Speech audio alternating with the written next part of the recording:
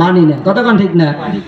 মুসলমান ভাইরা আমার, আজ থেকে 20-30 বছর আগে প্রত্যেক মুসলমানের ঘর থেকে ফজরের নামাজের পরে আল্লাহর কোরআন তেলাওয়াত হতো, কথা বলুন ঠিক না ঠিক? প্রত্যেক মানুষের ঘর থেকে সকালবেলা আল্লাহর কোরআনুল কারীম তেলাওয়াত হতো। মা বোনেরা সুন্দর সুন্দর করে কোরআনুল কারীম তেলাওয়াত করতো, সূরা ইয়াসিন তেলাওয়াত হতো, আর রহমান তেলাওয়াত হতো, কথা বলুন ঠিক না ঠিক? আগের সময় মা বোনেরা অনেক কাজ করতো, সমস্ত কাজগুলি হাতে করতো, তারপরে প্রত্যেকটি ঘর থেকে আল্লাহর কালাম তেলাওয়াত হতো।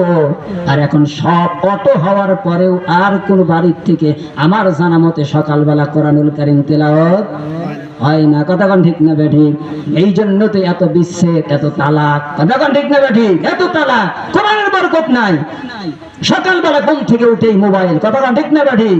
ঘুম থেকে উঠেই মোবাইল, ফেসবুকে কে ছাড়লো, কি করলো না করলো, আর কোরআন নাই। এই জন্য ঘরের মধ্যে কি নাই? বরকত নাই, কতক্ষণ ঠিক না বেঠিক?